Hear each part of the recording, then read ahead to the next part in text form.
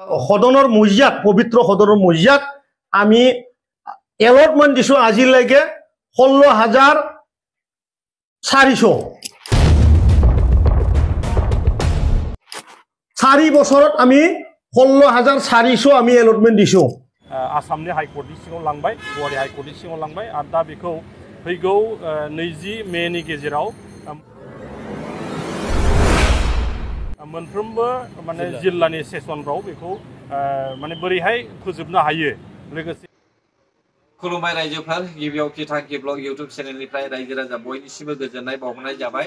रायजोफोर आं मैयाहाय माखासे भिडिअ हगारदोंमोन जोंनि बर' हारिनि गेजेरावहाय डेभलपमेन्ट प्रजेक्ट गायसननायनि सायावहाय माखासे हेंथा होग्राफोरनि सोमोन्दै। दा बे भिडिअखौहाय गोबाङानो मदद खालामदों आरो गोबाङानो मोजां मोनदों आंनि भिडिअखौ आरो माखासे सानैसो सुबुङा साबजानाय मोनाखै। दा बिसोरबायदि सुबुङानो बर' हारिनि डेभलपमेन्टखौ बुजिया आरो डेभलपमेन्ट जानांगौब्ला माबायदि खालामनांगौ बेखौबो बिसोरो साननो रोङा।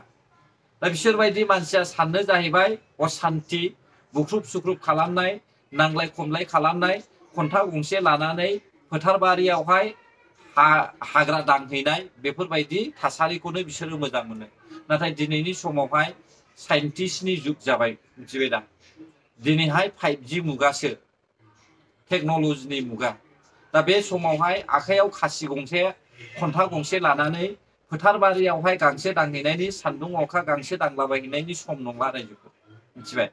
दा मुकेश आम्बानी मोन बायदिया जुदि कम्पानि गायसनफैयोब्ला आदानि आदानि मोन बायदिया कम्पानि बानायफैयोब्ला बेयावहाय रिलायन्स कम्पानि बायदियानो सापर्ट खालामफैदोंब्ला जोंनि बर'नि स्टेट जानो रोङि बिटिआरआवनो जुदि बिसोरो कम्पानि गायसनफैनो बेबायदि खोथा होदोंब्ला जों बेखौ खुलुमनांगौसोमोन।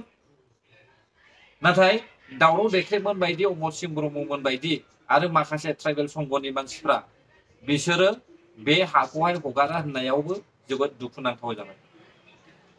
जोंनो नांगौ बर'फोरनोहाय कम्पानि।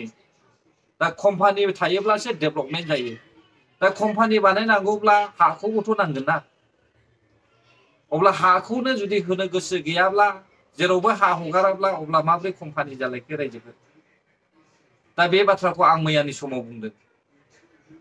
दिनैबो आं बेखौनो रिपिट लाबोनाय जादों। दा नोंथांमोननियाव आं कुइसन खालामो बे होबथाग्रा दावराव देख्रेब अमर सिंह ब्रह्म बनजित मन्जिल बिथांमोननि सायावहाय नोंथांमोना मा बुंनो सानखो?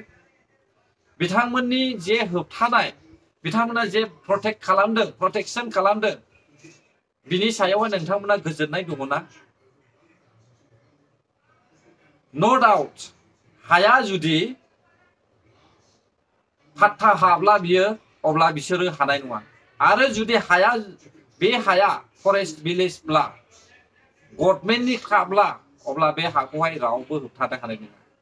मानोना सरकारा रायजो राजाखौ नायनानैसो पाब्लिकनि मोजांनि थाखायसो खामानि मावनो नागिरदों मिथिबाय दा। दा बेखौ बाद होदो रायजोफोर। जोंनि बर'नि गेजेराव जोङो नुखाबाय हिंसा आरो नायनो हायै आरो मोजां खामानि मावजानो बाग्रा जोंनि बर'नि गेजेराव दैदेनगिरिफोर दङ। दा बिसोरनि थाखायनो बर' हारिया जौगानायनिफ्राय उनस्ल'लांगासिनो दङ।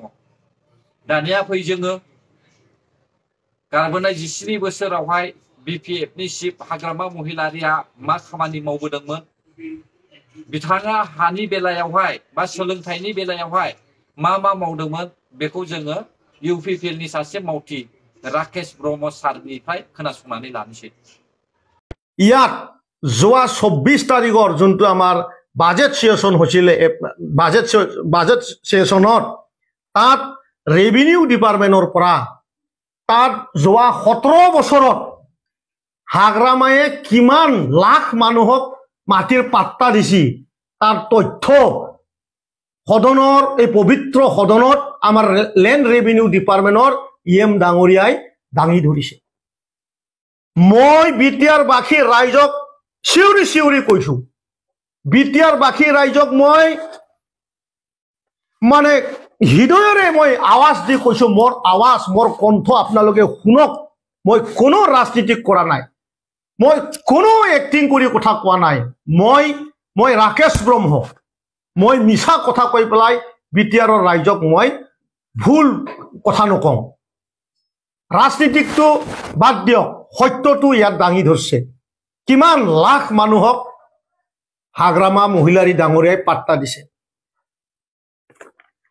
ইয়াত আপোনালোকে দেখা পাব 17 বছৰৰ এখন তালিকা তাত ৰেভিনিউ লিখা আছে বগৰীবাৰী তাত মাত্ৰ তেখেতসকলে 4টা মানুহক মাটিৰ পাত্তা দিছে 17 বছৰত ইমান লাজ লাগা কথা পুৰিবলৈ লাজ লাগিছে এইখানত গোসাইগাঁও মাত্ৰ 14টা 17 বছৰত ভাওৰাগুৰি মাত্ৰ মানে তাত দিয়াই নাই শূন্য ভাওৰাগুৰি এজনকো দিয়া নাই 17 বছৰ ভাওৰাগুৰি বাকী ৰাইজ হাগ্ৰামা মহিলাৰী ডাঙৰীয়াৰ কোম্পানী পচা মাংসৰ কোম্পানী যদি অহাকালি বা পৰহি আপোনালোকৰ গাঁৱৰ অঞ্চলত যদি মাটিৰ পাত্তা কথা কৈ দিম বুলি মই কৈছো আপোনালোকে তেখেতসকলক বহিবলৈ নিদিব তেনে ধৰণৰ অভদ্ৰ মিছলীয়া ননসেন্স মানুহবিলাকক আপোনালোকে ওচৰ চাপাই নলব এই কাগজখন মিছা নহয় দথমাত দিছে মাত্ৰ 11 জনক 17 বছৰত কোকৰাঝাৰত দিছে মাত্ৰ 55 জনক চিটলিত দিছে 980 জনক বেংটলত দিছে মাত্ৰ 89 জনক বিজনিত দিছে মাত্ৰ 29 জনক তামুলপুৰত দিছে 173 মই আপোনালোকক এখন কাগজটো গটাই দিম আৰু বিটিআৰ বাকী ৰাইজে মোৰ ফোন নম্বৰত ফোন কৰি পেলাই সেই কাগজখন ল'ব পাৰিব চিৰাঙৰ ৰাইজ চিৰাঙৰ আমাৰ বড় ভাইসকলৰ বহু সময় দেখা পাম আমি পাহাৰ ওচৰত গৈ পেলাই মাটিৰ বিটিআৰ চৰকাৰে মাটি এভেকশন কৰি আছে বিটিআৰ চৰকাৰে খেদিবলৈ গৈ আছে মাটিৰ পাত্তা দিয়া নাই বুলি কৈ আছে তেখেতসকলে 17 বছৰত মাত্ৰ 1673 17 বছৰত মাত্ৰ 1673 মানুহক মাটিৰ পাত্তা দিছে ইমান লজ্জাজনক সি বুলি কৈছো মই লাজ পাইছো এই সময়ত তেখেতসকলে মানুহ হত্যা কৰাৰ আৰু মাটি কাঢ়ি লোৱাত জাতি এটা জাতিৰ লগত সংঘাত কৰাত পইচা কামোৱাত দুনিয়াৰ মহিলাবিলাকক পিকনিক খাবলৈ যাৱাত এই আটাইবিলাক কামবিলাক তেখেতসকলে কৰি আছিল মই লজ্জা পাইছো মই বহুত লজ্জা পাইছো যে এনেকুৱা এটা লিডাৰশ্বিপ তেখেতসকলে কৰিবলৈ পাৰে আনফালেদি আমাৰ চৰকাৰে 4 বছৰত আমাৰ পুৰা ইয়াতে থন্ন আছে আমাৰ সদনৰ মজিয়াত পবিত্ৰ সদনৰ মজিয়াত আমি এলটমেণ্ট দিছো আজিলৈকে 16,400 4 বছৰত আমি 16,400 আমি এলটমেণ্ট দিছো আৰু মাটিৰ সেটেলমেন্ট আমি কৰিছো টোটেল বৈশুমতিয়ে হওক বা লেণ্ড মেলাই হওক 2,74,000 মানুহক আমি মাটিৰ সেটেলমেন্ট দিছো আৰু আমি মাটিৰ পাত্তা দিছো 16,400 জনক সকলোৱে শুনক মোৰ কথা সকলোৱে শুনক বিটিআৰ বাকী ৰাইজে ওদালগুৰিৰ পৰা শ্ৰীৰামপুৰলৈ ৰৌতাৰ পৰা শ্ৰীৰামপুৰলৈ শুনক এই মিছলীয়া বিলাকক আপোনালোকে আৰু গাঁৱত সোমাবলৈ নিদিব মাটিৰ কথা ক'বলৈ নিদিব আপোনালোকে এই কাগজটো মোৰ পৰা লোৱা পাৰিব खोनाबायदा दिनैहाय दिनै राकेश ब्रह्म सारनि जे कुइसन खालामनाय जे बिथांनि फोरमान बिलाइ होनाय प्रुफजों लोगोसे बिथाङा जे फोरमायबाय बिनि सायावहाय बिपिएफनि सापर्टार्सफ्रा दिनै मा बुंनो सानखो ना बेखौबो नङा होननानै बुंनो सानबाय नामा ना बिनि सायावबो गाज्रि मोननाय जाबाय नामा नोंथांमोना मा एन्सार होनो सानखो दिनै बिपिएफनि दैदेनगिरिफ्रा लाजिखोना लाजिदिया आं सिगांनिफ्रायनो बुंबोदों दे कारापसनखौबो बिपिएफ पार्टियानो जागायजेनदों आरो जाख्ल'नायनि माखासे खामानिफोरखौबो थगायनायनि खामानिफोरखौबो बिपिएफ पार्टियानो फोरोंबोदों बेनिखायनो इउपिपिएलनि मानसिफ्राबो दिनै गाबोन सासे सानै बेफोरबायदि खामानि मावनो चेष्टा खालामो रायजोफोर नाथाय इउपिपिएलनि जे गाहाय आफादगिरि सीएम प्रमद बर' सार बिथाङा स्ट्रं जानायनि थाखाय दिनैहाय इउपिपिएलनि माखासे मावथिफ्रा कारापसन खालामनायनिफ्राय एसे गोजानाव थानांनो गोनां जादों। नाथाय बिपिएफ पार्टीनि समावहाय बै समावहाय बिथांमोना कारापसनजोंनो बर' हारिखौहाय दैदेनबोदों। थाखा फैसानिल' कारापसन नङा, हारिनि थाखाय, सुबुं माहारिनि थाखाय, लाइमोन सेंग्रा सिख्लाफोरनि थाखाय, रायजो राजाफोरनि थाखायबो बिथांमोना ब्लाडसेड खालामबोदों। अब्ला नोंथांमोना मा बुजिखो दिनैनि समाव? दानिया फै जोङो फंनैसो खोनासंनानै लानि एनडिएफबि बिथांमोननि सोमोन्दै मा बाथ्रा सावरायदों एसे खोनासं। नंगौ, थांनाय 2020 मायथाइनि 27 जानुवारिनि जि बिटिआरनि सुक्ति मथे जेसेबांखिनि एनडिएफबिनि नामाव केसफोर दङ बेखौ उइथड्र खालामनायजों लोगोसे जायफ्रा दासिमहालागै एनआइएनि केस गासै 52 सा दङ एक्स एनडिएफबिनि सोद्रोमाफोर बिथांमोना गुवाहाटीखौ लानानै गुबुन गुबुन जेलाव दिनै आसाम नाङैनो दङ आरो बेखौ जिहेतु एनआइएआ माने सेन्ट्रेल गभर्नमेन्टआ बेखौ लानानै फैदोंमोन आरो बेखौ बे सुक्तिनि आधार मथे केसखौ फोजोबनांगौनि थाखाय जोङो एक्स एनडिएफबि हिसाबै आरो लोगोसेयै बिटिआर सरकारनि जाय खुंगिरि बिथांमोननि नाजानायजों आरो लोगोसे दुलाराय बर' फरायसा आफाद बिथांमोननिबो दङ।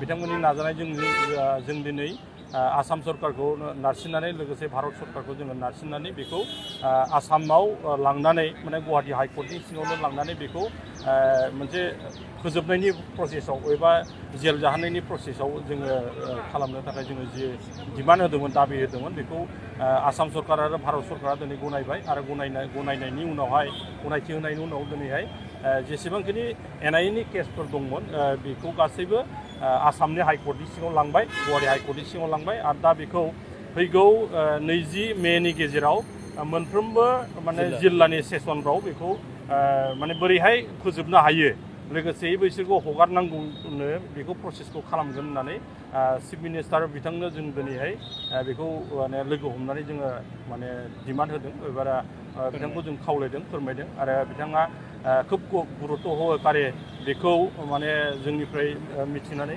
बिथाङा बे एक्सेप्ट खालामदों आरो लोगो लोगो जेसेबांखिनि बे जेल अथरिटि लोगोसे पुलिस अथरिटि बिथांमोननि सिमहालागै मेसेज हरदों जोंनि मोखाङावनो आरो गतिके बेयो खोब मोजां प्रसेस जादों आरो प्राय 800नि बारा जोङो बे केसफोरखौ जों फोजोबनायनि प्रसेस मोनसे खालामनाय जों आवगायबाय आरो बेखौ जोङो जेसेबां दिनहालागै माने जोंनि एक्स एनडिएफबिनि नामाव बा एक्स एनडिएफबिनि केडार्सफोरा जायफ्रा जेल जानानै दं बिथांमोनखौ केस फोजोबनांगौ बे जोंहा जिहेतु दफायावनो दंखायो बेखौ जोङो मावफुंनो थाखाय जोङो नाजाबाय थादों। आं बे भिडिअखौ मानो रिपिट खालामनानै होदों? नोंथांमोना नुगासिनो दंखायो एनडिएफबिफ्रा जोंनि माखासे बिदा फंबायफ्रा जेलाव दं लोगोसे फाउन्डार। दा बिथांमोननि केस उइथड्र खालामनायनि थाखाय सरकारा खामानि मावगासिनो दङ। नाथाय आंनावहाय माखासेफ्रा कुइसन खालामो एनडिएफबिफोरखौहाय इउपिपिएल सरकारा मानो बख'नो हायाखै? बख'नो हायैनिबो माखासे जाहोन दंखायो। बेखौ जायफ्रा मिथियो बिथांमोना माब्लाबाबो सानखाया। बिथांमोना गगोन होननानै बिसोरो सानखायो। नाथाय जाय स्टेटआवहाय जोंनि बिदा फंबाय एनडिएफबिफोरखौहाय जोबनानै दोनदों बिसोरजोंनो जोंनि बर' हारिया सुथुर आरो बिसोरखौ जोङो फुस्लायनो रोङाखै। जोङो गावस्रा-गावस्रि जानानैसो बर' हारिया मोनथाम मोनब्रै पार्टि बानायनानैसो बैयो मोनसे बाथ्रा बुंहैबाय थादों। दा सरकारा बेनिफ्राय खोनासंनो ना हरैनिफ्राय खोनासंनो ना ओरैनिफ्राय खोनासंनो? दा मोननै मोनथाम पार्टि जानायनि थाखाय जोंनि बिदा फंबाय एनडिएफबिफ्रा दिनैहाय जेलावनो गोग्लैसोनानै थानो गोनां जादों रायजोफोर। सरकारा जुदि सापर्ट खालामाब्ला रावबो सुबुङा बेफोरबायदि केसखौ मावनो हाया। सरकारा सापर्ट खालामनायनि थाखाय सरकारा नाजासेयावबो हायैनि थाखाय दिनैहाय एनडिएफबिफ्रा जेलाव जोबजानानै दंगासिनो दङ।